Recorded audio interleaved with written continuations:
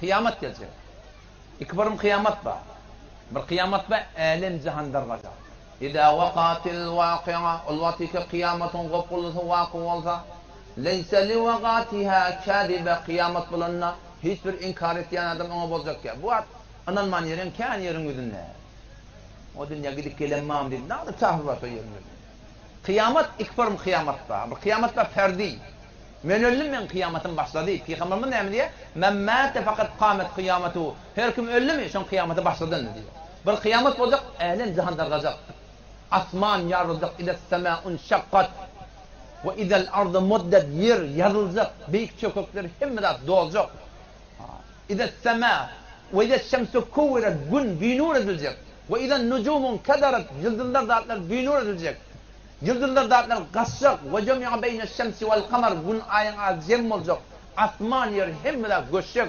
Ve idel cibalu soyre dağlar aktarılacak. İde vakatil vakia. Her vakti kıyametin kopullusu vakı olsa. Leyse li vakatiha kadibe. Kıyamet kopanına hiçbir inkar ettiğim olacak yani. Hafizatur rafi'a diye Allah. Kıyamet ölümden sonra yetini etek kurarlar, yetini göğün aldırarlar diyor. Allah ora olsan göğün aldıracaklar. Velev ki pıtadı kentiyle hürmetinde olmadı. Allah ora bulunsa Cenab-ı mühendis, Cenab-ı doktor, Cenab-ı falan falan. O takbardan namaz bulmasa, namaz cemaat bulmasa, o tadetiyle hürmet yok. Falan ahunun oğlu men, falan takdirin oğlu men, falan takdirin zinanesi men. İki tane peygamberin hele kafir geçiptir. Lut peygamber bilen Nuh peygamberin hele. Köy sen falan takdirin hele men deyip ağlanma. Alınma, alım ahun. Bel'an binne ba'ura diye. Mustajabet dava ahirine kafir geçiptir. Mana hoştar şu ahuna.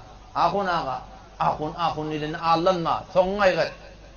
Qarun adı Müslüman, Musa peygamberin doğan oğlanı, hafızı Tevrat, namaz, arada, hac, her nemini kabul, fakat zekat inkar ediptir.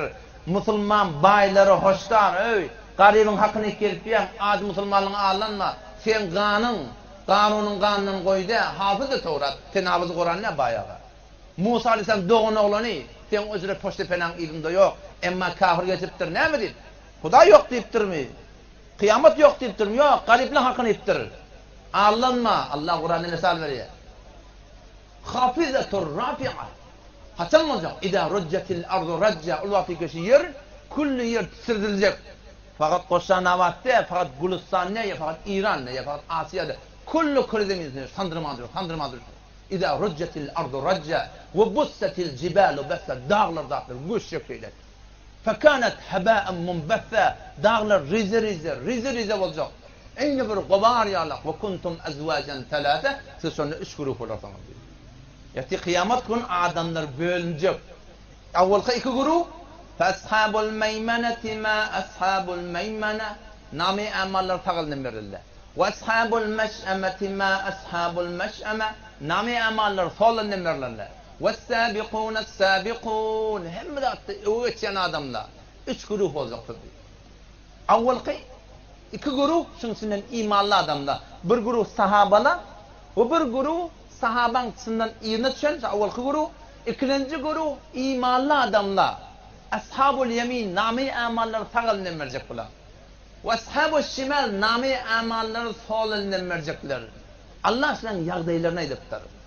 Şu dünyada adamda 2 grup. Huvellezî halakakum feminkum kafir ve minkum mu'min ya Allah. Size Allah şu zat-ı ki sizi yarattı.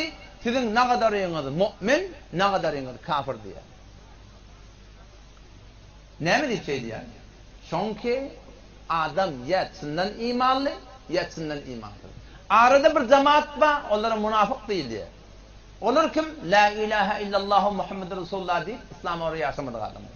Vel munafikune vel munafikat erkek münafıklar, dinanı münafıklar, ba'duhum min ba'd birbirini mengeş bilen ahlaklar diye.